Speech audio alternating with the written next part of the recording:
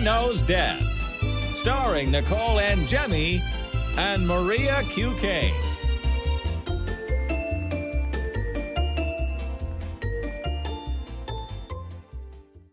Hi, everyone. Welcome to Mother Knows Death. On today's episode, we're going to start off talking with our friend Rob Shooter about the latest with the former Prince Andrew arrest. Rob is host of the Naughty But Nice podcast and also the author of a new book that's coming out soon called It Started With a Whisper.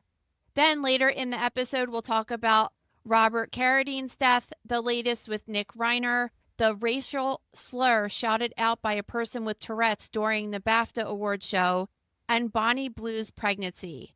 Then we'll get into a truly disturbing true crime story involving a man who had sex with a dead animal, and we'll finish up with a hospital and funeral home that mixed up bodies, causing the wrong person to get buried. We'll follow up with your comments, questions, and emails, plus an announcement at the end of our show of a new and possibly our last live show since, the little one is coming soon. Not forever, just for a while. Just for right now. All that and more on today's episode. Hi, Rob. Welcome to Mother Knows Death. Hello. Thank you for having me. I'm a huge fan of your show. Let me apologize right off the bat. There is construction in my apartment. So if you hear some banging, I am not murdering anybody. Are you sure about that, Rob? So as soon as we heard about this arrest with Prince Andrew, or the former Prince Andrew, we were like, we need to talk to you because you're the expert. So tell us everything you know. Yeah, I've been really lucky. So before I was a gossip columnist, before I was a celebrity reporter, I was a publicist, and I had some really big clients, including Jennifer Lopez and Jessica Simpson, Alicia Keys. One of my biggest clients was Princess Michael. So there's a lot of talking heads out there, a lot of experts who talk about the royals. They're great. I worked for them. So not only am I a reporter, I have a long history with the royal family. So when this story exploded, when it happened, I was on the scenes. I was hitting the phones, calling my sources, figuring out what was going on. I'm really proud that we broke so many of the big stories around Andrew, including his arrest just a few days ago. So I had heard you report actually that he was laying in bed when this happened, and it was totally unexpected. I find that so fascinating. Yeah, I love those details, don't you? So he was in bed. He does not get out of bed very early. And so it was about 8 a.m. local time in Britain. Unmarked cars, unmarked members of the police. They arrived at the house. They did not break down the door. So often when these homes are raided, you think of the police come in with batons and screaming and shouting. That wasn't the case. They came in. He was in bed. He was confused by it. And this is a part that is so disappointing, but so on brand for Andrew. This is horrifying. He was really arrogant. He couldn't understand it. He had no remorse. He had no fear. He was almost rude to the police that were there. I definitely know that he reminded them that he was the Queen's son. He couldn't take it in that somebody like him, somebody who has had enormous privilege for 66 years, it was on his birthday, is now arrested. So it was not something he expected. But let me be honest here, I don't think anybody expected that, including me. For somebody this powerful to be held accountable is unheard of, whether it be in Britain or America. You and me would be in jail if we had been accused of half the things he has. But to see somebody at the very top of the tree doesn't get any bigger. Maybe the only person bigger in Britain is the king. This is so shocking to the Brits who are still absorbing this. It's really, really shocking.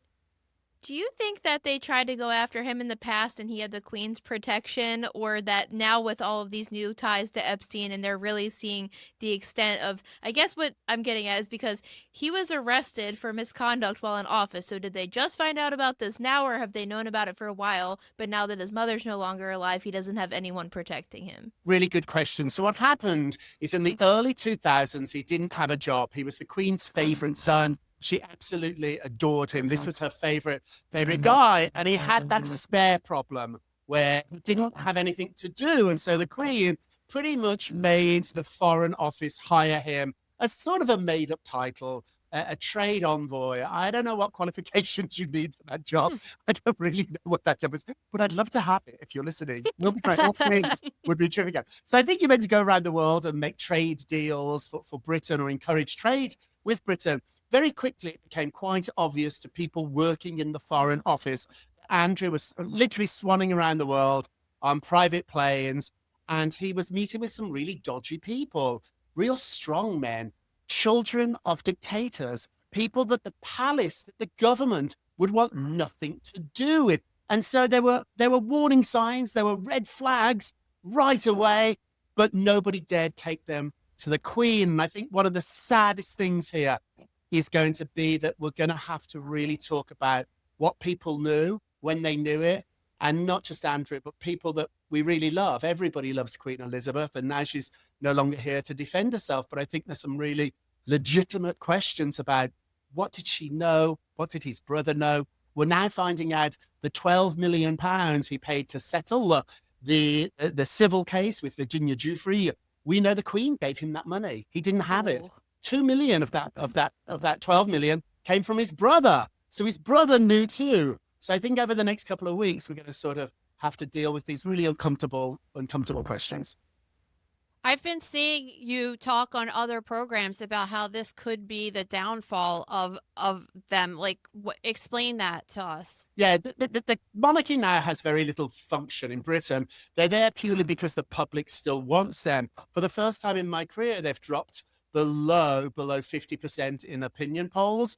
And so it would be very, very easy to have the institution of the monarchy remain without the actual monarch. You know, people still go to see the Palace of Versailles in France, and we don't have a French king anymore. And so now there's real questions about what is the future of the House of Windsor going to be like. I think people are really, really sick of just those at the top getting away with stuff. And it almost feels like Marie Antoinette here, that there could be, I don't think literally a guillotine outside the palace, but I think metaphorically we're at that point where we're like, why do we pay all these money for these people to have these fabulous lives? They're not really qualified. I think in this modern era, having somebody born into a job feels really wrong. You should have a job because of who you are and what your skills are. And so it's opening up really big questions at a time that is very problematic for the royal family, even if they were the best behaved family in the world. I think these questions would start coming up. Why are we paying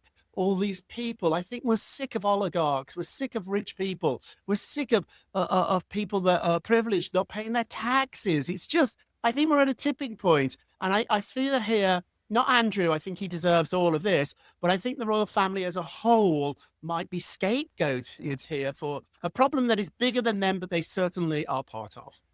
I think, too, just recently, people have a really hard time justifying their role in government. And why are we paying all our hard-earned dollars to these people? And then they're just doing all these nefarious things behind the scenes. That's what it is. We're sick of it. And I think it's got to a point now where we see the grift. We see the swamp. We are aware of it. Why are they flying around the country on a private plane that we're paying for? Like, it's a real conversation. I think in New York City, the reason the mayor got elected is that people are really angry with rich people out there not paying their taxes. They're calling it Epstein Plus. And I think there's something really truthful about that.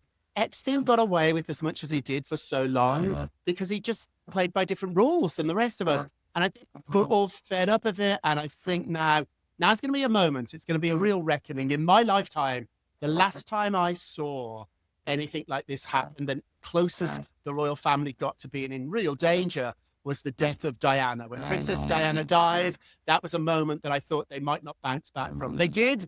And so I'm not wiping out the family just yet, but they've got to adapt. If they don't see the red flags, if they don't change their course of business, they deserve to go out of the business. You own a company, I own a company.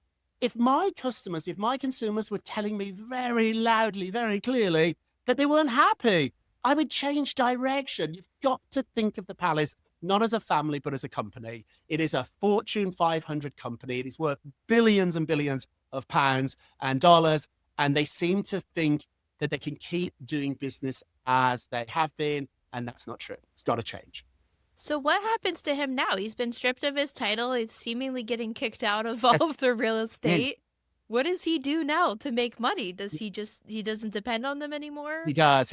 Now, listen, if we had his personal wealth, we'd be fine. His grandmother left him millions. His mother left him millions. So a lot of the royal money is actually in the homes, in the property. And I think that's true with a lot of people too. So they're cash poor, but they have a lot of assets. Most of those assets don't belong to them. They belong to the state. However, the many homes that they do privately own are worth hundreds of millions of dollars. So there is money there in the family. What there isn't money for him is to live like a prince anymore. So the only way he can keep living like this, he could live in a beautiful 2-bedroom apartment here in Manhattan and have a great life. But if he wants to still live like a prince, he has to take money from his brother. So he's living rent-free now up in Norfolk. And my sources are telling me this is terribly embarrassing for the royal family. In fact, a source in the palace told me senior staff there, maybe even family members too, they're sort of secretly hoping Andrew does go to jail because it solves all their problems. If he's locked away, they don't have to pay his rent. If he's locked away, he can't get himself in more trouble. He can't do interviews. He can't be out there making a fool of them. If he gets off, if he is found innocent, he's going to be vindicated. He's going to be unleashed. If you think Andrew is an embarrassment to the family today, he is. Wait. If he gets off, he's going to be worse. So there are secret conversations, there are feelings even within the family that maybe for the institution, the best thing would be for Andrew to go to jail. Speaking of interviews, real quick, before you go, I want to get into Virginia and that whole interview he did about saying that he didn't sweat and he just sounded like such an idiot. Like, what PR person told him to say that? No PR person. And that's the problem with these royals. They think they know better. Yeah. They're from that school of only I can fix this.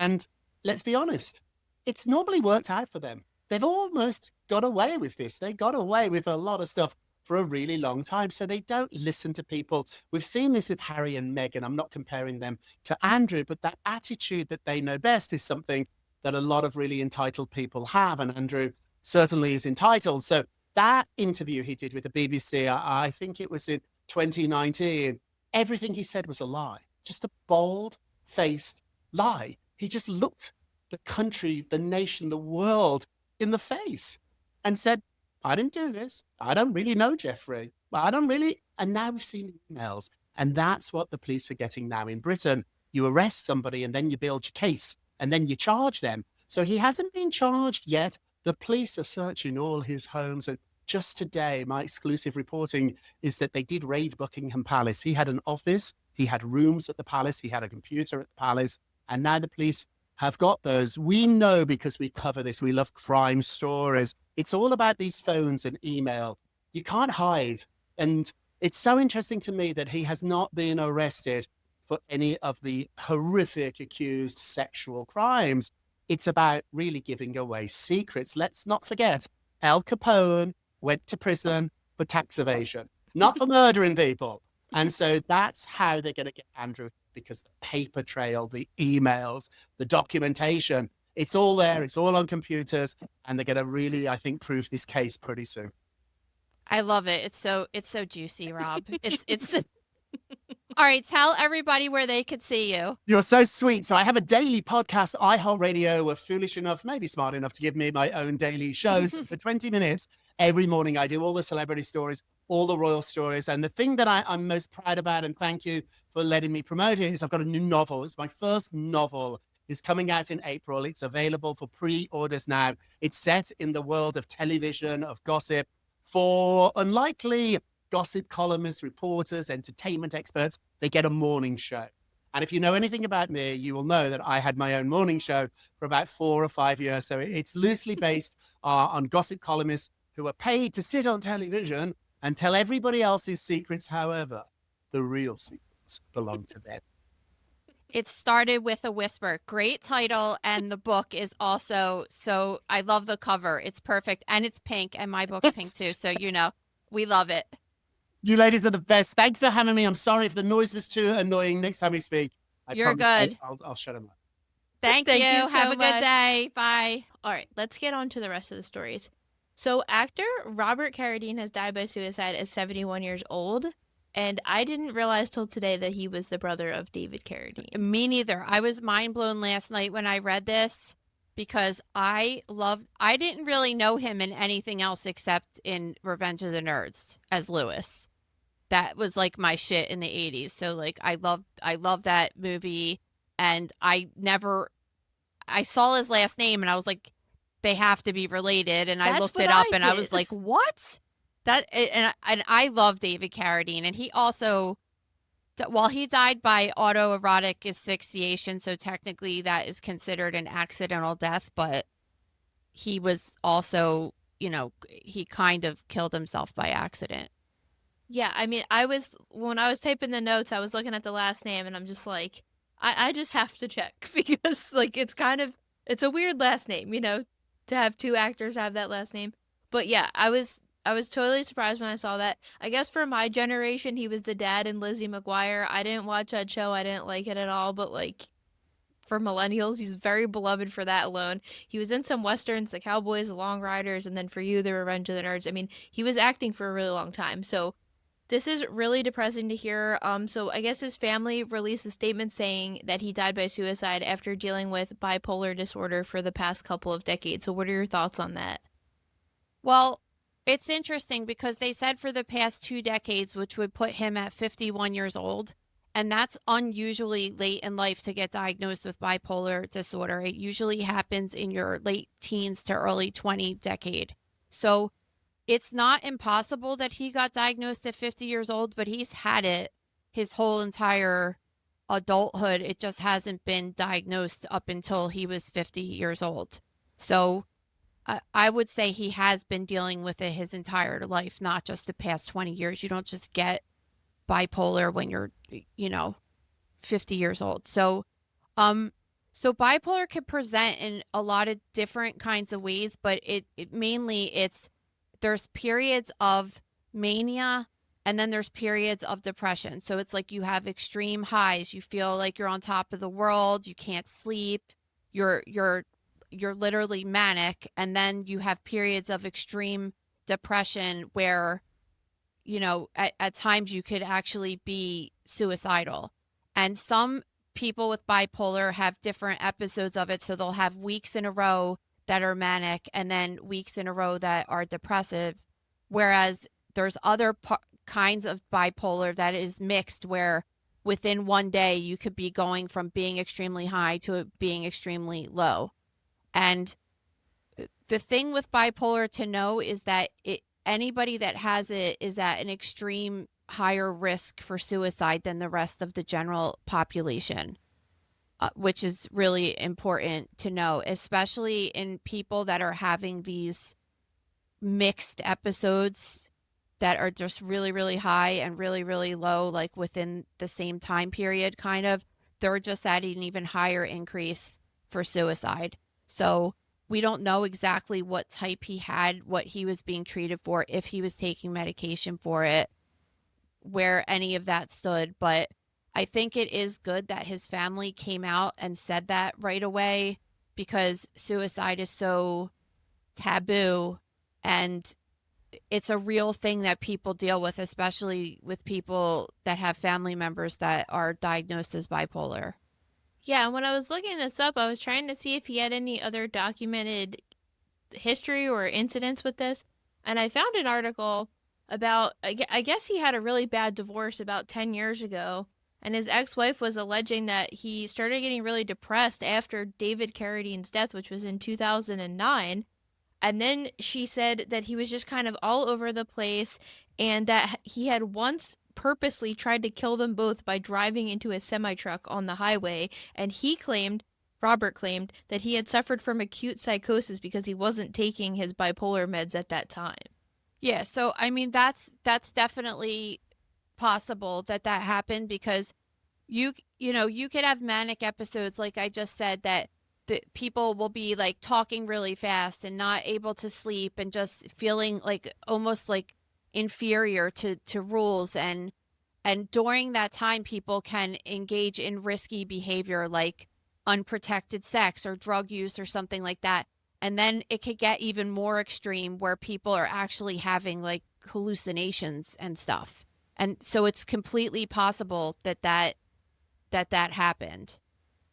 Yeah, it's really sad to hear about 2 deaths in an immediate family, obviously. I mean, Robert was the youngest of 6 brothers, which is insane to think. And then, his older brother dies, and they were around the same age when they died. David Carradine was 72 when he died in 2009, and now Robert's 71, dying now. So it's just really a bummer to think about 2 tragic deaths happening. Much older brother. They're technically half siblings, but I don't like using, I mean, for this purpose, I will say that, but we've discussed before, I think when you have half siblings, like your other set of kids, we call them, are technically my half sisters, but like, why does that matter? They're my sisters. I see them every day, but. And also like, we don't think that way. So yeah, it's just what I weird. mean? The kids don't either. It's just kind of like, I mean, there's definitely, because we were talking about this weekend, there's definitely a difference between their relationship with each other versus you, but it's because you're older. Yeah, I mean, I'm 20 years older than. Yeah, like even if you were like, let's say Gabe and I had you and then we didn't have kids for 18 years, like there would still be a different relationship. You don't live in the house and they're little kids, so they look at you like you're an adult. I mean, that's, you know what I mean? Like, even if you're sisters and you have a different relationship, you're still a grown up. So they're not going to, because I said to Lucia this weekend, like, you're always up Lillian's ass and you're always fighting you never fight with Maria. And she was just like, why would I fight with Maria? Like, so it's just funny. But yeah, I agree with you. It is really sad, but it's nice to bring awareness because I think a lot of times people have a suicide in their family and it could be something like someone's husband or a wife or just like a close family member, a child. And there's a stigma on it and people get embarrassed talking about it and they feel ashamed that that's how their loved one died. And it's good that they're bringing awareness to this underlying medical problem that people have that cause them to be more likely to do something like this. Yeah, definitely. All right, so in another crazy family case, there's an update with Nick Reiner. So he has now pleaded not guilty officially. He's confined in a mental health unit in the jail, and no family has reportedly visited him at all. So he's in this mental health facility, and he was initially on suicide watch, I guess. Was he ever diagnosed? Was he diagnosed with anything? I forget, like schizophrenia or something like that. There was something. I feel like he had a history of schizophrenia. I don't know off the top of my head if it was an official diagnosis or there was speculation for it, but there had been drugs involved. Like treatment, like he was being treated for something going on. Some kind of like psychotic episodes and stuff. I mean, did you see the video of him? He looks, I keep thinking like, because remember the night before they got murdered, they were at some party and everyone at the party was like concerned about his behavior. Did he look like that at the party? Because he looks like unhinged. I don't know. They were at Conan O'Brien's Christmas party, and I think people were saying that he was going up to them being like, who are you and why are you famous? Which they were just like, well, who the hell are you? He just looks like someone like if you were at the mall or like walking up the street and he came up to you, you would just know right away, like this guy's not mentally well. Well, you have that. So a history of a mental condition mixed with excessive drug use, which is really scary to put together. Yeah, it is scary. I just think that I guess I was a little bit more shocked because he's been monitored. Like they were saying at this treatment center that he was on suicide watch. He's in a cell all by himself, and he's only allowed to contact with his legal counsel and the staff that are there, and he's monitored every 15 minutes. So he's got psychiatrists, psychotherapists. They're giving him his psych meds that he has to take now, that they're making him take. Like I just thought he might have looked a little bit more like mentally, just like he looks like an untreated person. That's what I'm trying to say, instead of someone that's like has close monitoring right now. I mean, I kind of feel like he just has that look because even when you look at that picture they were using in the press a lot of him and Rob Reiner doing that interview together over 10 years ago, and he was allegedly in between stints in rehab, so possibly sober at that time. I mean, he looked like not well. He looked like No, he no, was yeah. crazy behind the eyes. So, But not like this though. This is like a whole other level of yeah, I mean you know. not like this, but yeah. I mean, he's all over the place. I wasn't really surprised that he looked like disheveled like that and not okay in court. I think it's So just going to get worse, honestly. so a story came out yesterday that in fact the brother and sister are not paying for his legal counsel. And I mean and that's probably what happened with that dude. Remember they hired that guy, that fancy guy was hired at first. Yeah, they hired Alan Jackson, who represented Karen Reed, and I think he represented Harvey Weinstein in the past too. So he's really, really famous criminal defense attorney. But that guy's not gonna work for Expensive. free. Yeah, so he initially got hired and then it was like, oh, unforeseen circumstances, I'm not working here anymore. And you're like, what? That the check didn't clear? Because that's the only, I mean, that just makes sense. Well, yeah, because especially now that he's being represented by a public defender, because I feel like we had questions before that he probably had a trust and maybe the money was coming out of the trust. I feel like we addressed it. Maybe we addressed this with Jarrett when he was on our episode a couple You know months what's ago. interesting, actually? I wonder if, because typically you have, like when we do our estate planning for our family, for example, it's just like there's different rules in there as of right now for the kids getting stuff because like you're an established adult and they're minors, right? So like as they get older and they turn 18 and the paperwork's going to change, right?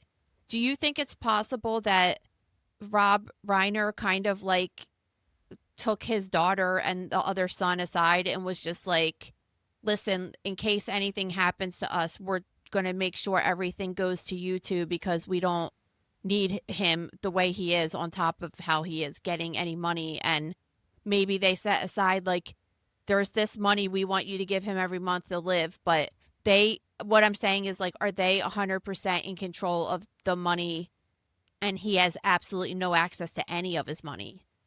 Yeah, I could see that totally being a thing where they're like, clearly you know what's going on with your brother. He's been like this your whole lives. So we need him to be taken care of, but we can't trust him with it. So maybe they act as some type of power of attorney over anything he was set to inherit or any trust fund he had.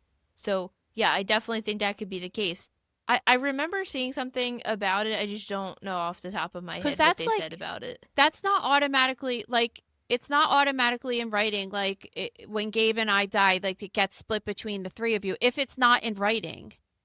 So it's like and I'm sure like they have like huge estate planning and all that kind of stuff. Like if that's all in writing and there's wills and trust and all that stuff, it's quite possible that they have nothing going to him, which was like, think about that from a perspective of a parent and putting that in writing that you don't want one of your kids to get your fortune because of how terrible you think he is or he may be in the future.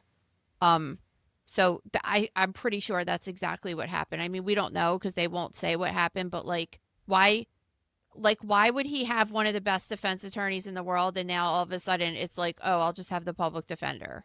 It's the money. Like, Yeah, Alan Jackson is not working for free. And at first I was speculating maybe he dropped out because he was like, there's absolutely no way I'm winning this case. But what does it matter if you're getting paid at the end of the day, right? Yeah, exactly. But now he's a public defender. Like, the fact that he hasn't now hired another attorney. I mean, I'm sure Alan Jackson jumped on this case being like, oh, it's the Reiners and they got some serious wealth. So, of course, I'll take it because I was contacted about it. And then when they see the reality of the situation, because I think he just worded it like circumstances beyond his control. Technically, yes, it is. They're not going to be like, he's broke and I'm not dealing with it. And I don't know that he would have turned it down because it was a slam dunk because we don't know all of the information, but like, again, we have this woman we talk about on this show sometimes, Lindsay Clancy, who was a mom, a seemingly loving mother, looks like she had postpartum depression, was on all these different medications, and then killed her 3 children and tried to kill herself.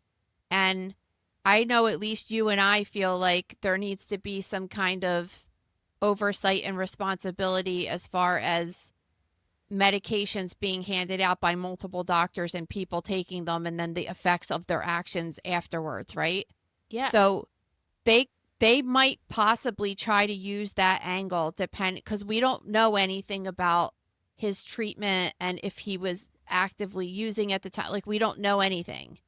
And they gathered him pretty quickly after these murders occurred, so they were able to do toxicology on him to see exactly what was in his system around the time of the murders.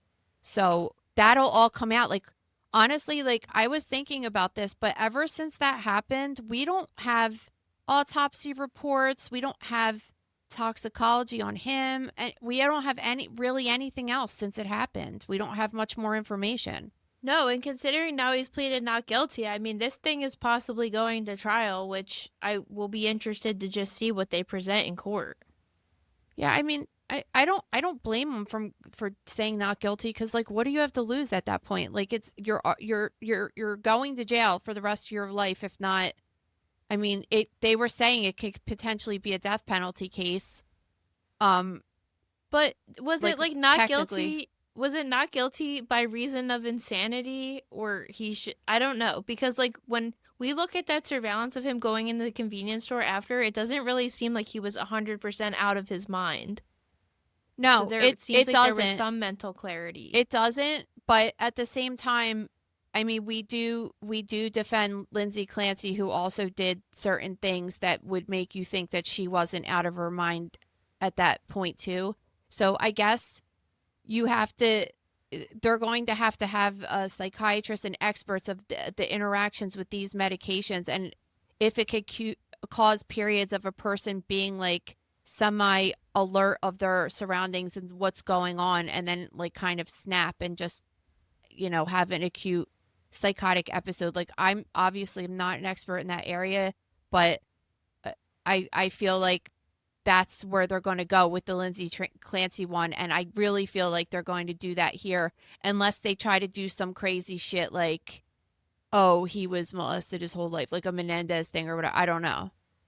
Yeah, I'm interested to see it. And like, I don't even think overall we necessarily defend Lindsay Clancy. I think we just have to point out it's the same with Ellen Greenberg that nobody wants to talk about. Like, nobody wants to talk about the cocktail of medication she was on before her death. And the same with Lindsay Clancy. Like, they're certainly going to be bringing this up in court. But yeah, I feel like doctors need to start holding some more responsibility for how loose they are prescribing stuff to people.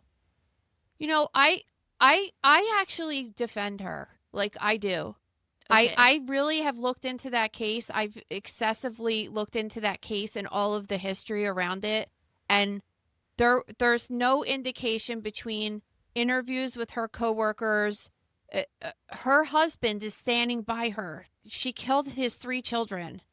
Like, and I keep thinking about that. Like, if that happened in my life, for example, and Gabe like really thought that I was this mom that he thinks I am now, and something like that happened, he would stand by me. But like, if he knew that I was an asshole and I was abusive and I hated my kids and I wanted them to die, he wouldn't stand by me.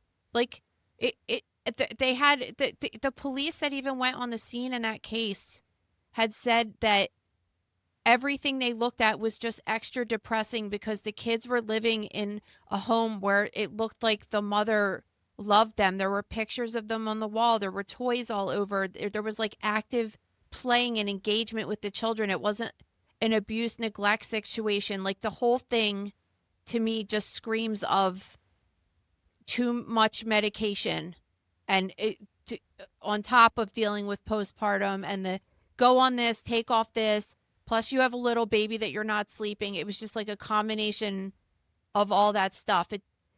I mean, I don't know, because the trial, well, is she actually going on trial? Because I know that this summer. So she's going on trial. I believe that they just wheeled her into court for the first time, because all of her things have been over Zoom so far. And listen, I'll totally change my view if they come out in court and show evidence from like the cell phone and this and that she was like having an affair and wanted to kill her kids and stuff. But like, as of what's presented at this point, I do defend that.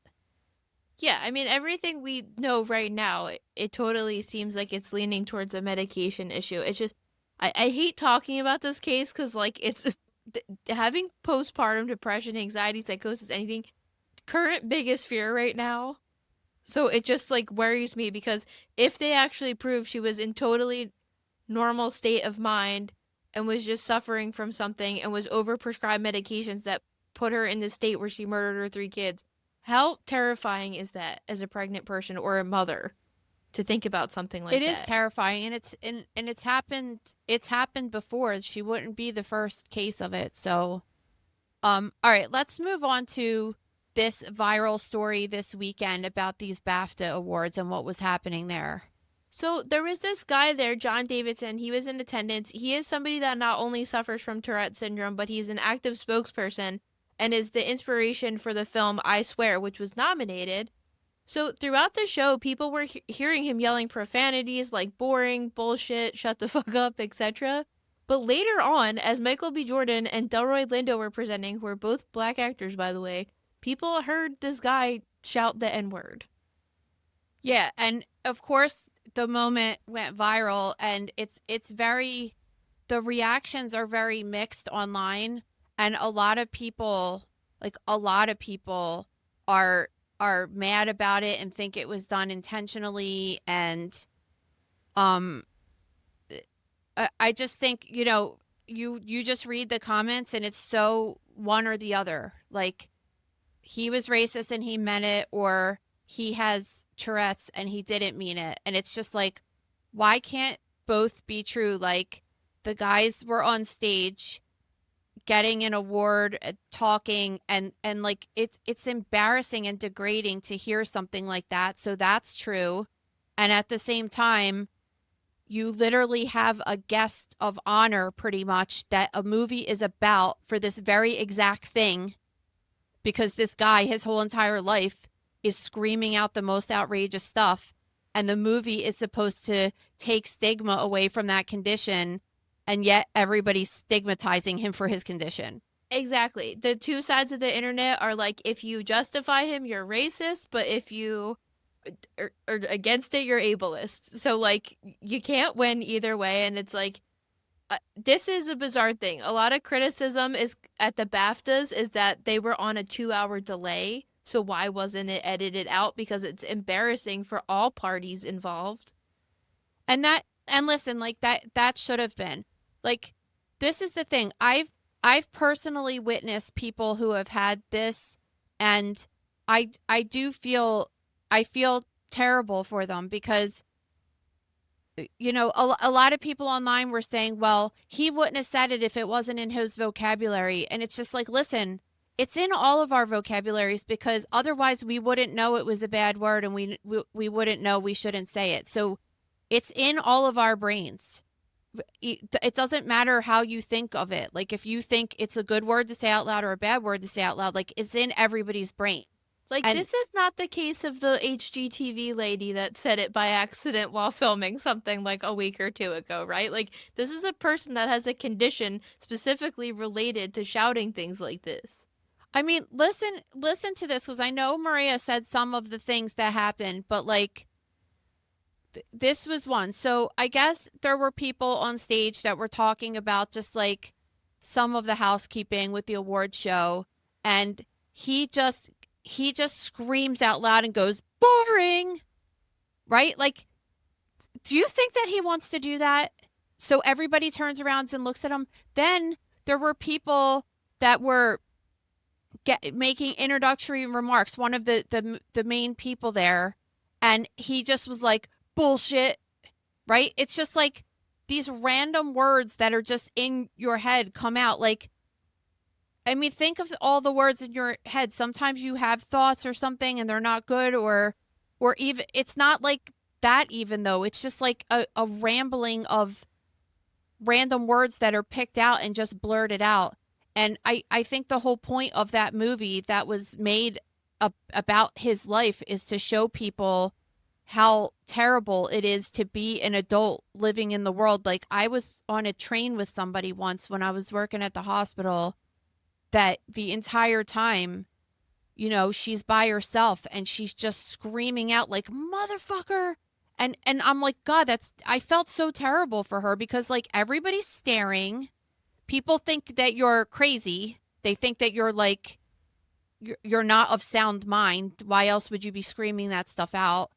And then you know, you think she doesn't feel bad that she's saying motherfucker on a train where there's like little children present and stuff. Like, it's not anything that anybody would want to wish on their worst enemy. So, but they're like, now it's just so ironic that like this guy goes there and it's like, wow, they're finally listening. They're finally trying to spread awareness. And now everybody's villainizing him again. It's exactly what he didn't want. Exactly. So, like, I guess this is just a hard place to be because, like, you know, he is literally there for that reason to spread awareness about this. And people are criticizing him, being like, if this was even a possibility, why would you even go? But, like, he's there to try to spread awareness for this thing that he has no control over. But I think people should be more mad at the BAFTAs. I was just going to say that. Out. I didn't realize that. Like, I thought that was a live situation. So if they didn't air it out, they did it on purpose because they wanted to stir up shit. Yeah, and then you have the host, Alan Cummings, coming out just being like, sorry if you're offended. I think that's what pissed people off more because you're like, obviously if this happened, right, it was going to come out on social media that it happened. And we shouldn't downplay that it happened. But the fact that it did happen and they were on such a significant delay where they could have cut it out and then they continued to air it and then just dismissed it as like, sorry if you're offended. Like, that's what's pissing everybody off. And it's like, it's just an impossible situation because it's like, it's 100% not right what he said, but he also has a condition that makes this possible. So where do you land? No, they should. I mean, I feel like it's just like it's a weird set of circumstances. And it is not right that these guys, though, had to stand on stage and hear that either. No, absolutely not. So, and I would hope that prior to this, that they would say, listen, and I feel like they did. I feel like they said, like, hey, we have some people in the audience that have Tourette's and they have this very rare, you know, subset of people with Tourette's have this very rare form in which they yell out explicit words, right? And you might hear things because, like, listen, nobody gave a shit that they were saying bullshit to the lady that was standing up there and like boring and all this stuff, right? But then it's like they should have maybe included and then let, like, you're going to hear curse words, but also you might hear words that are racist, offensive, whatever, because he could have said it about any race, not just black people, right? And like, if people were okay with that, then the recording, at least, it just would have been the people in the room that heard it, and it wouldn't be what it is today. And then you got like Jamie Foxx is posting underneath being like, nah, that he meant that, kind of. And he's like super famous and has a big following and just like the guy is in a worse position he was than before he made a film trying to bring awareness to his condition. I just think it's like, I think it's like embarrassing to the actors that had that happen to them in such a public space. And then it's embarrassing to the guy for highlighting this thing he said, that he has a confirmed, diagnosed, documented medical condition that makes these things come out. So it's an impossible situation to be. I'm sure the comments are going to be like, saying both ways, we're wrong, whatever, but like, it's an impossible situation to be in. Yeah, I mean, listen, it is what it is. Like, it's there's no wrong about it. He has a condition and that's what happens. You have, you know, anything could come out, and that's part of the embarrassment because you don't know. Like, think of all the social situations that you're in throughout your life. You're at a wedding, you're meeting a a girlfriend, a boyfriend, whatever, and God knows what's coming out. Like you just have no idea. I mean, it's like being, being with a little kid that just speaks their mind kind of, but even worse. Like you don't know what they're going to say, and kids say shit like that sometimes too, but they get away with it. Lillian actually was just saying that yesterday. Like she wanted to go to that. Remember we did that girls trip with Mom and we went overnight at that bear, whatever it was called. And she was like, you know what I remember from that trip? And I was like, what? And she said, I remember I told Mom she looked fat in her pants. And I said, what do you mean? Because now this was, I remember that. she had to be like 5, right? Like 5-ish, 6. It was a month. It was in 2021. It was like February of 2021. So it was a year, 5 years ago. So She was 7. So she was 7. Okay, so she's 7 years old. And she said, well, I said, well, why did you say that? And she said, well, I looked over at her and her pants looked really weird and she just looked fat. So I just thought that I would say it. And I didn't know that you weren't supposed to say that stuff. So I'm like, okay. So, but like, and that's like from a child's perspective, but like, two things could be the same. It's just like my mom was probably upset about that when she said it, right? But like it also, she's just a little kid. She doesn't know better, right? This is even different because this guy knows better and knows he doesn't want to say it, but it just comes out. So I don't think he was just like, you know what? I'm going to use this opportunity to like blast these guys on stage right now and show them who's boss. Like that's not what happened. Yeah, I don't know. It's an impossible situation. It truly couldn't. I think it couldn't have gone worse for all parties, honestly. All right, now let's talk about a story that I think we could all agree this person is a complete like scum of the earth. Does anybody disagree with us on this? There's no way. So OnlyFans creator Bonnie Blue has revealed that she's pregnant after a stunt where she had unprotected sex with over 400 men. Like what was the point of having unprotected sex with 400 men? She's not fucking pregnant, okay? I watched a full video, tortured myself this morning. This 6-minute YouTube video, 6 minutes out of my life. I will never get back watching this dumb person explain what her stunt was. She's so dumb and like not. I don't even understand. She looks old and tan and just not even. I don't understand the attraction. Whatever. Like, she's a big OnlyFans creator. I think that she reported she makes over $1 million a month. She's like one of their top generators, whatever. So she made this YouTube video saying she started feeling sick and having migraines, so she took a pregnancy test, which was positive. And then she went for a private, let me just keep reiterating that, a private scan. So the whole time, she's totally chill about it, and they're doing an ultrasound on her belly, not with like the legit big machine, like when I had my embryo transfer, they had to like check my bladder to make sure it was full, and they just had this little wand with like an iPad.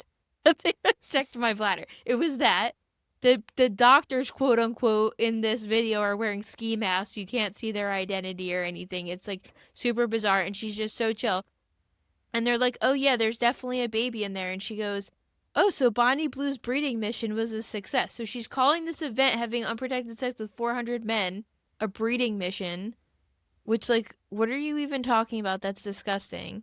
So I'm just calling bullshit, because it's like, she asked the guy how old this baby is, and he's like, well, to me it seems like the conception happened about 2 weeks ago, which was when she had the event. And I'm like, I'm sorry you would not see that on that type of ultrasound that early. 2 weeks? Think about this. Well, it's not 2 weeks though, because it would be based on the last menstrual period. So like, yeah, you but know what I she's mean? saying Like she even had if sex on a Saturday, and then like 2 Saturdays later, her ultrasound showed a baby in it. yeah, no, if that's the case, but they would, that's like they wouldn't even do an ultrasound that early. That's what I'm saying. So like, from my personal experience, it's like my first ultrasound, which was vaginal, by the way, not on my To stomach. be honest, listen, if it was only 2 weeks after she had, I'm not sure. Are you like 100% sure of that? Because if she took a urine test 2 weeks after getting pregnant, it likely wouldn't even be positive yet. That's what I'm saying. So the pregnancy test was positive, which like they didn't show the full time lapse. It's edited. So like it could have been from anywhere. There was a positive test, but like her friend could be pregnant or something. You could mock that.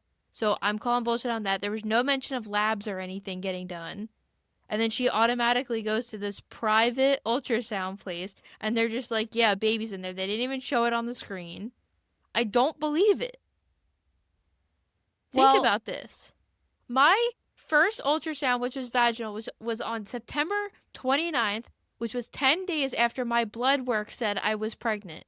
And my implantation was September 11th, so I had a 5-day-old blastocyst transferred into me on September 11th, and I could not get an ultrasound until the 29th. So, yeah, I know. I understand that. But, like, so I just still don't understand. So she had sex with 400 guys and, like, she wasn't using protection and all of these people were aware of this? Like, did they screen all of these people for STIs and stuff? Like, how did that... She said they were tested, but they, quote, filled her up. Real cute and really nice. Real classy. So they were all tested, and then something in the TMZ article said that she had collected DNA from all of them, so she'll be able to tell who the dad is. And they were all okay with this? I don't buy any of the story. I think it's a total publicity Did that, like, actually... did the whole 400 guys thing even happen? Is there, like, documentation that even really happened? I don't know, and then you have to have questions of, like...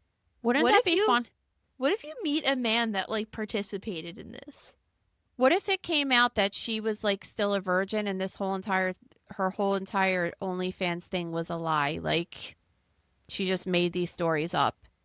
Well, she's, like, I don't know. I mean, I'm just saying what the news is saying. Like, I don't know if it's true or not. And then she said, quote, guys, I'm definitely pregnant, like, fully pregnant, as opposed to not fully pregnant. I don't know. So I'm going to have to ask ChatGPT what to do next because I actually am not quite sure. I don't know what to do, kind of, right? It's totally made up. She has 200,000 views on this YouTube video in one day. She totally made it up. There's no way it's true, especially if she's basing it off this ultrasound. I'm just like, I couldn't even get an ultrasound until I was over 5 weeks vaginally, and the baby is barely there. It's like a blob, right? You could barely see him in there. And then I couldn't get one on my stomach until I was like 13 weeks. So what is she even talking about? I don't know. We'll see. We'll see what happens. Did you see Maury Povich did a post and said, stop tagging me on this? Fucking genius. No, but it's kind of making sense. I don't know. I think he should come out of retirement for a special. I want to meet him. I love him. I read Connie Chung's book because they were married, and it was really great. Just thinking about this super serious reporter being married to this guy that had the most salacious TV show ever. It was kind of the best book ever, reading about their love life. Highly recommend.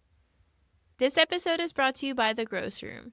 Guys, The Gross Room is on sale for the rest of the month only. We don't put it on sale that often, and it is $20 only for all of the posts that we've ever done in The Gross Room and the ones that you will continue to get daily for the entire year. So it's only $20 for the whole year. Finally, I submitted my Kurt Cobain one yesterday that I've been writing for a couple of weeks now. I did write about it back in 2020, but there's been a lot of updates since then. So I kind of reworked it and added all of the new information that came from this independent group of forensic scientists about why they think that he was actually murdered. So make sure you check that out. And a side note, if you don't like to read large articles, because I'm not the biggest reader either, you could listen to these bigger ones. We do audio for all of them too, so you could listen to it kind of like you listen to a podcast while you're cooking or something, because that's the best thing, is to just like listen about murder and suicide while you're making dinner.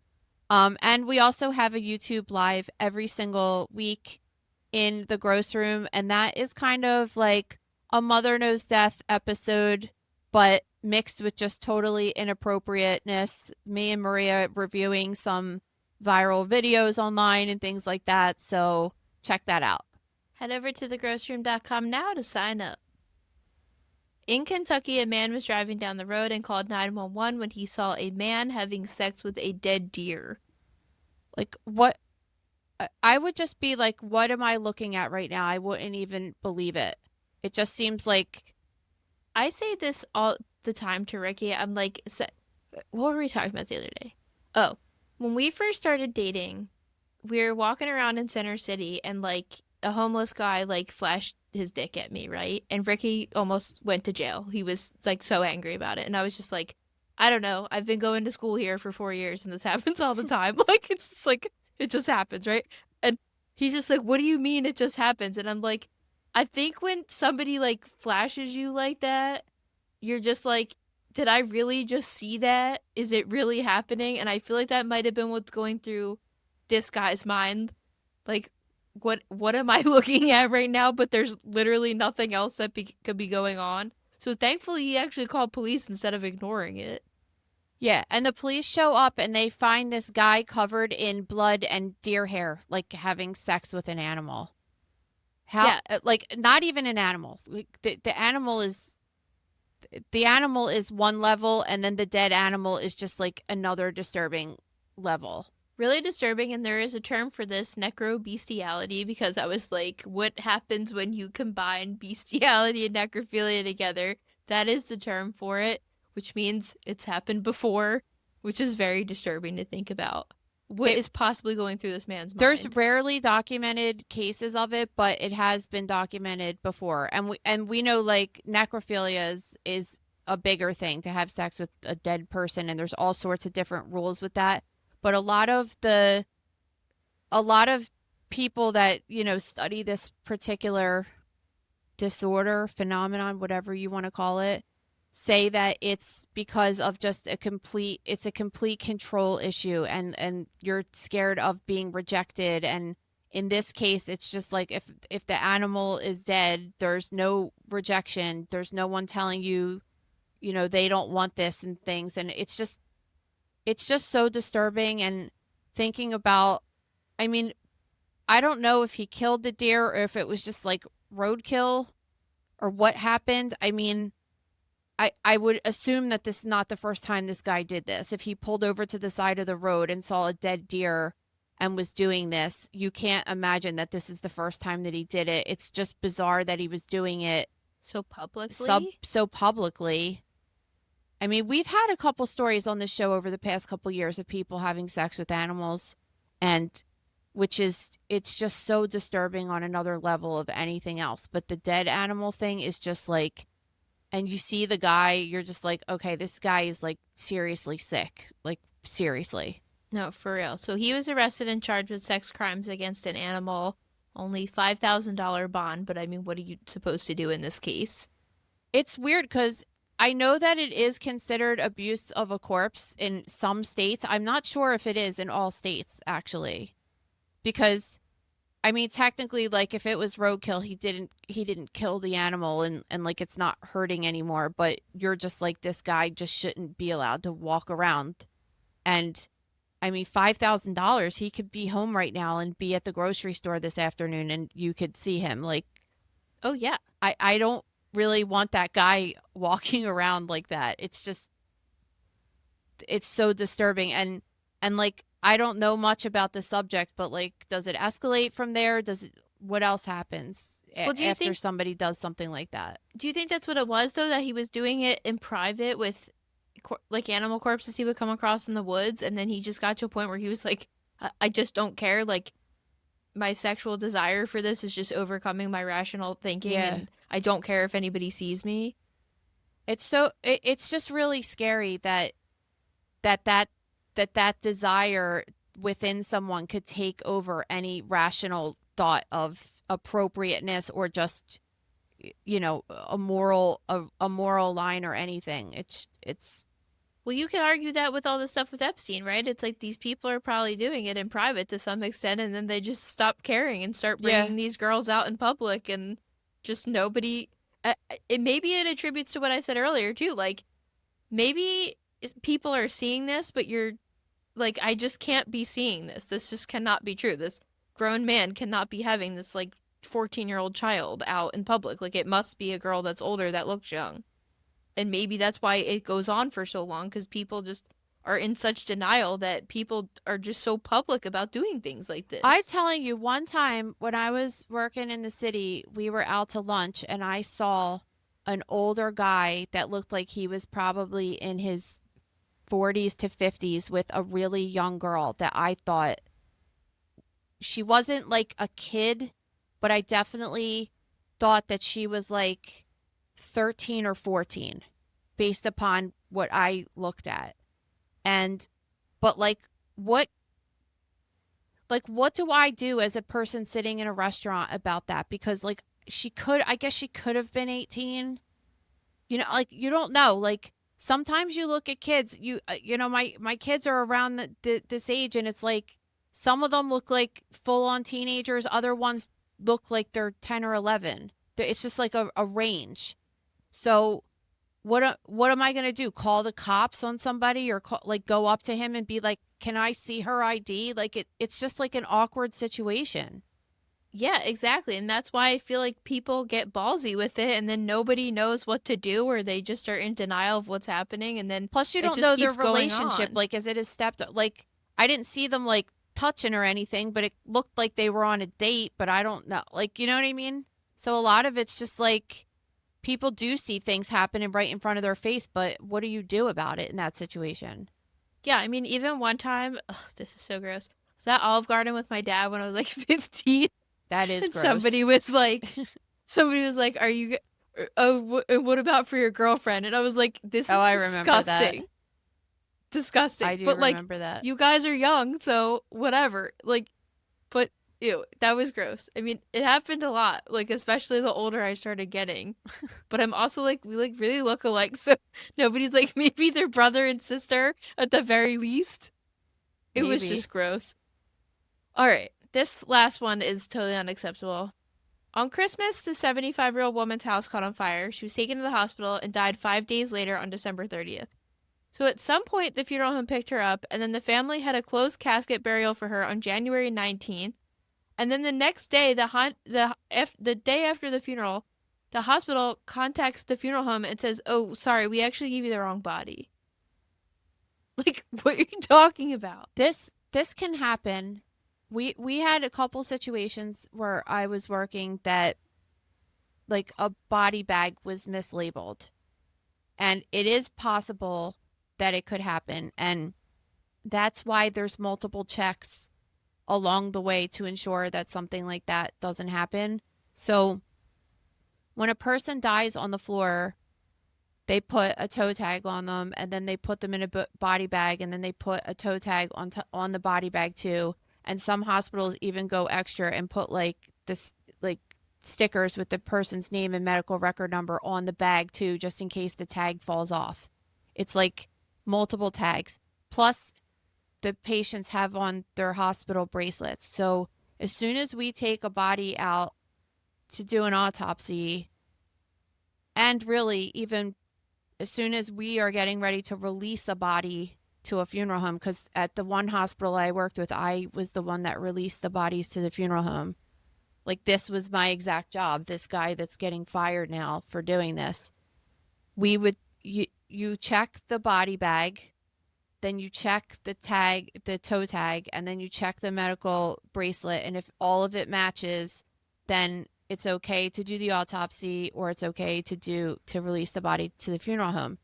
With the autopsy, we even had additional information, like we had their chart, and it would say how old they were.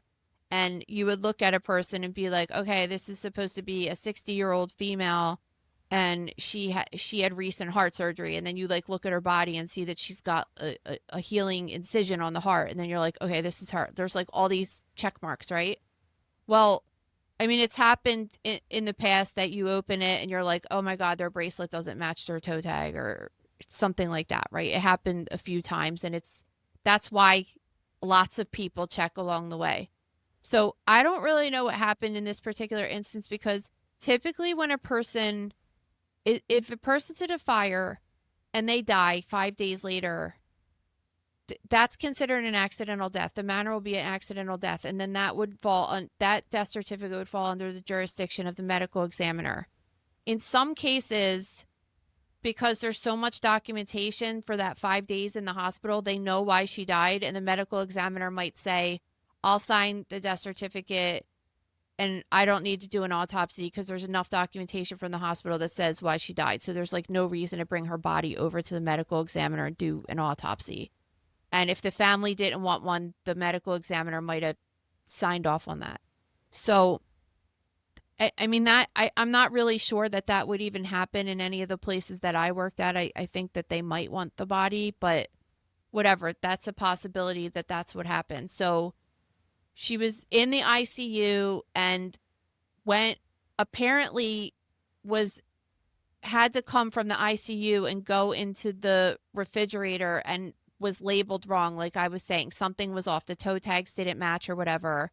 And when the funeral home came to pick up the body, they just call and say, I'm coming to pick up so-and-so. And you go upstairs, you get them, you bring them down to the basement, you let them in, and you help them get the body from the refrigerator onto their gurney and go back out of the hospital into the hearse or the van or however they're taking the body.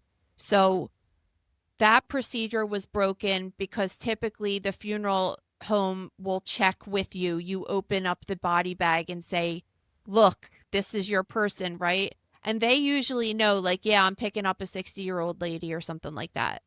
So in this case, it seems like these two people could potentially have been around the same age and look the same. They were even going as far to say that they typically have a picture of the person that they're picking up, which I've never seen that ever once. From a funeral home? From a funeral home. They've never showed me, hey, this is the person I'm picking up. Not one time in all of the years that I did it.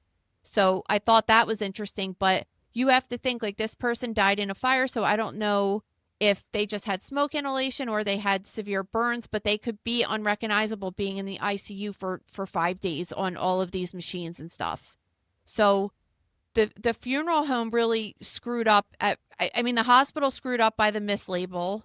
The funeral home didn't check and took the body back. And then they didn't check again when they took the body out at the funeral home. It looks like they didn't even open the body bag. They just put the body right into a casket, and it was a closed casket. Yeah, I was going to ask you, is that normal? I don't really know. I would think not, because I was under the assumption that even if you're having a closed casket, they wrap the body in something just because of decomposition and something like that, like, and fluid leakage. Like, I would think they would wrap them up and put them in a new bag and double bag them and stuff. But I honestly don't know what they do in the funeral home. That's just what I assumed happened. I mean, another question I have too is, like, this lady dies on December 30th. And her burial is January 19th, and the funeral home finds out about the mix-up on January 20th. So we're talking about 3 full weeks. Does that seem like a really long time to you to realize this mistake? It does, but I don't really know exactly how they figured out the mistake. Yeah, I don't think they said that. Because I was reading it and trying to figure it out, but just like all of these articles, it doesn't really say, but the funeral home, so there's a lawsuit now between, which there should be 100%, because what happened was this woman got buried. When they figured it out, they had to exhume her body and bring her back to the hospital. So I guess I'm just assuming that the other person was just in the hospital that long, and they didn't die yet. And then that's what the 3 weeks was, that the other person finally died, and then they were like, oh. Or I really don't know, because I'm just trying to think about this. Like, well, no, because that doesn't even make any sense. It would have to be that they both died on the same exact day. Or like within a day or two period of each other, because it seems like they picked her up pretty quick. But then the funeral was a while. Yeah, so I guess I don't know. Because really you wouldn't if that woman, they died around the same time and the one got picked up, that means the other one was in the fridge. The other one would have had to get picked up and brought to a funeral home too, because you can't just stay in the fridge at a hospital for 3 weeks. They wouldn't allow that. So the only other thing is that that person went to a funeral home and was sitting in the fridge at the funeral home, and it took a couple weeks.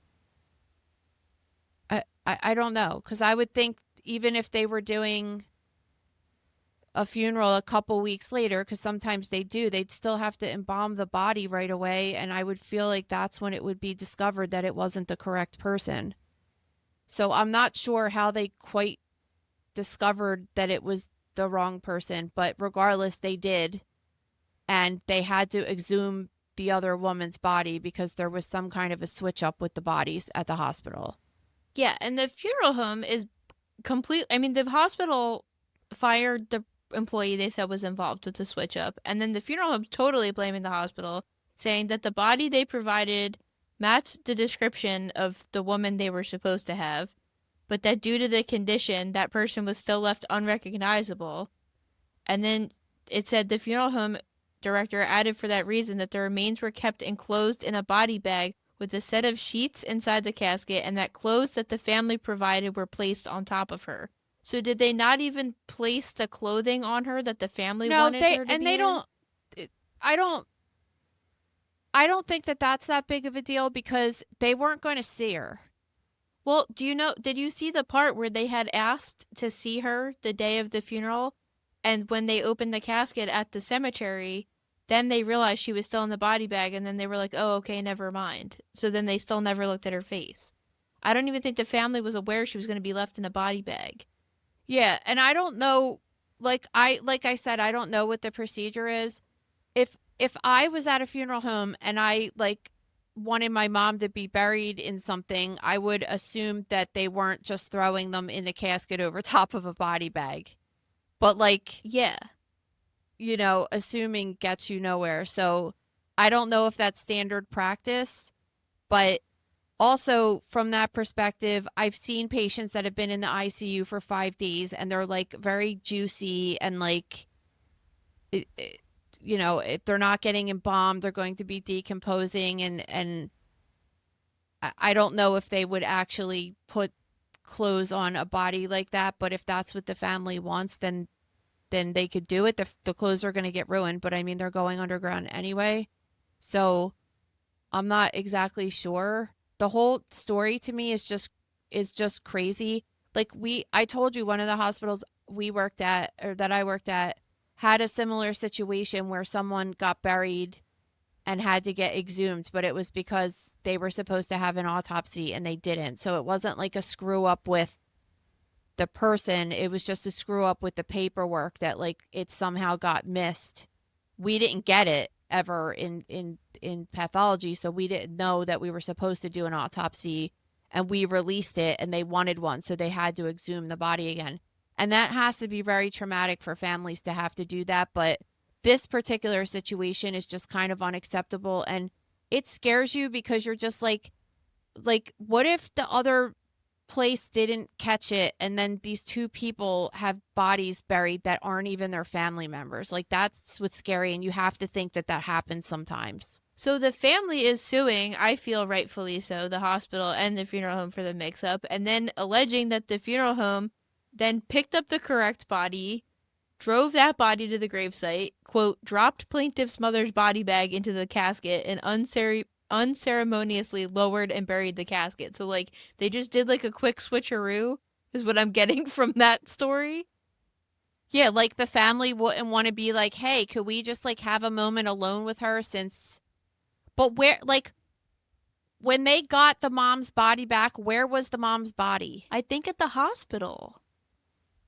Because they said they brought the the wrong body they had back to the hospital. For 3 weeks? That nothing about this is adding up to me. This is what I'm talking about. Like, I feel like that's a really long time to not realize that happened. Yeah, I don't believe that, because if we had a resident, that's what we used to call them, that was there for even 5 days, we were actively calling everybody to be like, where the hell are you, and come pick up this body, or we're sending it to the medical examiner's office. Yeah. Because like we would send it to the medical examiner's office if no one, because that would be like, you didn't claim it. We're not like renting rooms in the morgue for dead people to stay at for 3 weeks. Yeah, it said after they realized what happened, they had to exhume the body and return it to the hospital, and then the family had to go to the hospital to identify that the next person they thought was the switch was the correct body. The only Like, thing, are you mind blown by this negligence? yes, I am, because it just doesn't make any sense to me. The only thing that I could think is that she was mislabeled, like in the entire ICU too.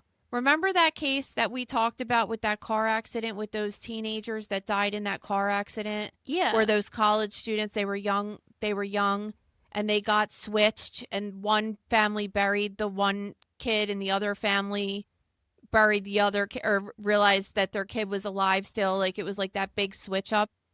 It's like a similar thing. Like, was the mom alive this whole entire time in the ICU when the other person had died and they were mislabeled? That's why I was saying, like, Oh, yeah, I see what you're saying. So, like, the real woman they were looking for actually died much later, and they were told the other woman that they had yeah, was her that actually died on the 30th. Okay, I understand what you're saying.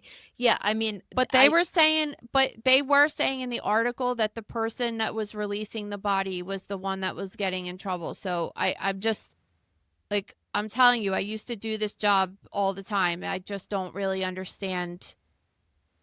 I don't understand the lapse in time like that. So, I mean, I don't know. I hope that we hear more about this story, because I would like to have more details on it. Oh, yeah, for sure. Okay, on to your questions and emails. If you have questions or stories for us, please submit them to stories@motherknowsdeath.com. First is from Corey. My coworker had a kidney transplant done by this doctor years ago and loved him. Remember we were talking about that doctor that falsified the transplant paperwork? Yeah. So they're saying that their coworker had a kidney transplant done by that doctor years ago and loved him. So she had a living donor, so was not placed on the donor list. Wait, it was by that actual doctor? That's what they're saying. Oh, okay. So she had a living donor, so she was not placed on the donor list. She heard that he was falsifying the records to ensure he kept a good success rate on his surgeries.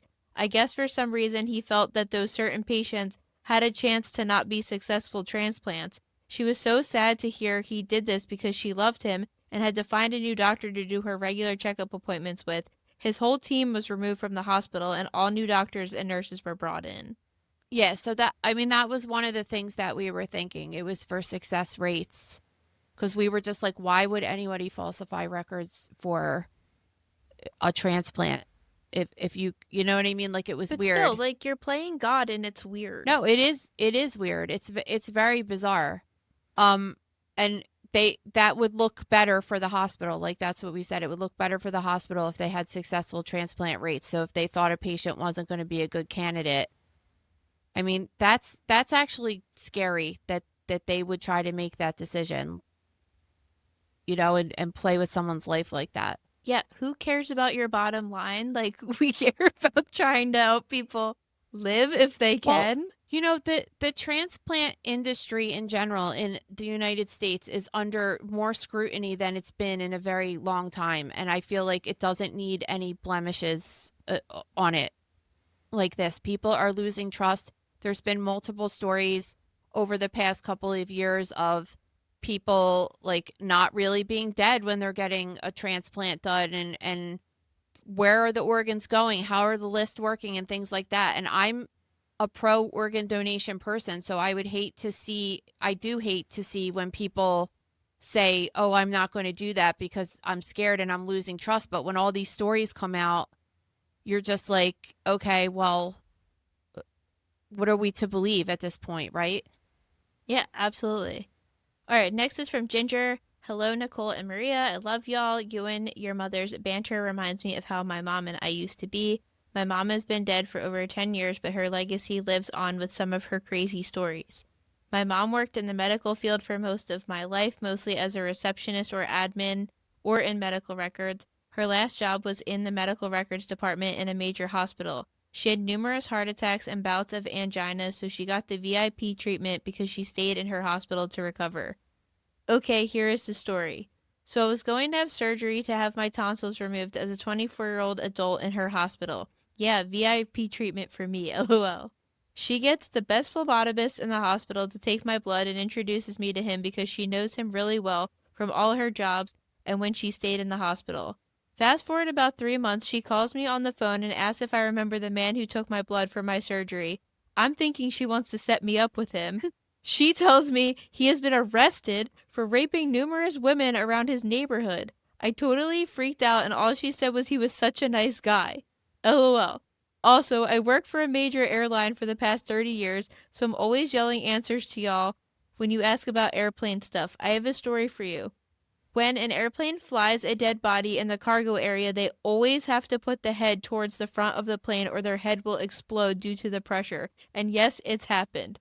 That's the reason the boxes they are loaded in are labeled head on the box, so we know which way to load them. Really?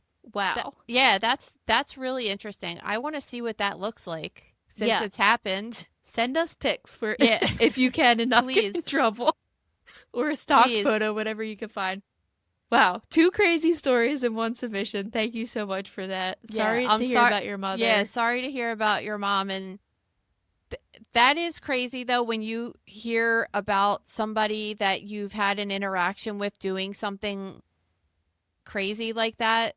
I mean, and you hear that a lot, though. A lot of these stories where these people are doing something and they interview neighbors and stuff, and they just don't. The people are like, I don't know, he seemed like a perfectly normal guy, and then it turns out like, no, he was raping people and stuff. I mean, even some of the, you have some serial killers that are totally disturbed, and they look like Nick Reiner. You're just kind of like, okay, like this guy's off. And then you have others that are like Ted Bundy, I think, is one of the classic ones that just portrayed himself as like a charismatic normal guy, and it just shocked people what he was doing.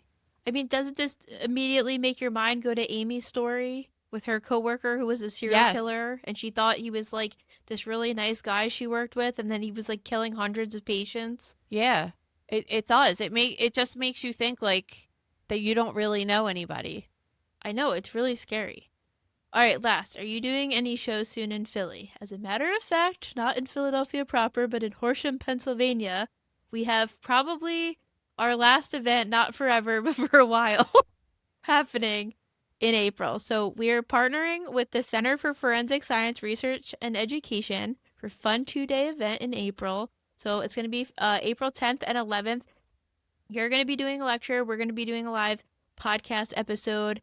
And there's going to be some other guest speakers too. And it's all to raise money for a great cause. And it's going to be such a fun 2-day event. Yeah, it's going to be really awesome. And there's going to be other forensic experts there talking about really cool cases involving science. But it's a really good event for people who are interested in doing forensics as a career, but it's also good just for people who are interested in forensics. So it's not going to be so science-based that it's over everyone's head. It's for a general audience, and it's for everyone. And their center is just so amazing. You're going to get to tour the center and see what they're doing in forensic science research. So it's just, and like have a great time hanging out with us, of course. It's about like 40 minutes outside of Philadelphia. So it's in the burbs. It's actually better than being in the city because you don't have to deal with like parking and stuff like that, so it's just, you drive there and park and go in. It's awesome. No, it's going to be great. And then grocer members get a pretty hefty discount. So I would advise everybody take advantage of our sale going on right now, because you'll have the information first and you'll get a discount to tickets if you live in the area and want to come. It's going to be super awesome. And also on that note, thank you so much to everybody that came to our show in New York on Saturday night. We had the best time ever. That was like legit awesome. The location was was. awesome. The whole entire, I really love that the city vineyard, like, they serve food there, right? And drinks. And I Yeah. love that because I feel like if we're just on stage doing a lecture and people are just sitting there, it's just it's awkward. We're awkward anyway, right? But like when people are eating and stuff, it just because we talked for almost an hour and a half. That's a long time to keep people's attention in 2026. So you just feel like if you're eating and you have something to do and you're with your friends, it was just like a fun night out. And a lot of our true crime friends came, so some of you got to meet some of them. So that was really cool. And I just like that whole venue. It was in the city. It was beautiful. Like out of one windows, you could see the Hudson River. Out of the other windows, you could see the Freedom Tower. It was just like a really nice night all together. It was really nice. I loved it. I had a really good time. Yeah, it was a beautiful venue. Everybody that came was super cool and nice. The food was really delicious. And we are going to be putting up the episode, but if you were there, you got some more bonus content because we had the one and only Barbara Butcher give us some amazing insight on a case, but unfortunately the microphones didn't pick it up. So that was only for the people that came to the show, which is why everybody should come to our shows because sometimes there's some special extra stuff going on. But oh my God, it was so much fun. I was like so nervous to talk for 90 minutes straight in front of a live audience, but I thought it went really good and the stories were outrageous and all over the place and we were able to show pictures and it was really cool I experience. really enjoyed that part that we were able to kind of have a slideshow with it. And of course, just being nervous about having some of those pictures up in a public restaurant, but it seemed to go over pretty well. So no, it was really great. But thank you to everybody that came to that. And we're really looking forward to this event in Horsham. So we will have more information about that in the coming days where you could buy tickets, who's going to be going, what's going to be happening. But it's going to be super fun. yeah, I can't wait. All right, guys, please head over to Apple or Spotify and leave us 5-star reviews for your favorite gals. Please subscribe to our YouTube channel. And as always, if you have stories or questions for us, submit them to stories@motherknowsdeath.com. Bye. Thank you for listening to Mother Knows Death. As a reminder, my training is as a pathologist assistant. I have a master's level education and specialize in anatomy and pathology education. I am not a doctor and I have not diagnosed or treated anyone, dead or alive, without the assistance of a licensed medical doctor. This show, my website, and social media accounts are designed to educate and inform people based on my experience working in pathology so they can make healthier decisions regarding their life and well-being. Always remember that science is changing every day and the opinions expressed in this episode are based on my knowledge of those subjects at the time of publication. If you are having a medical problem, have a medical question, or are having a medical emergency, please contact your physician or visit an urgent care center, emergency room, or hospital. Please rate, review, and subscribe to Mother Knows Death on Apple, Spotify, YouTube, or anywhere you get podcasts. Thanks.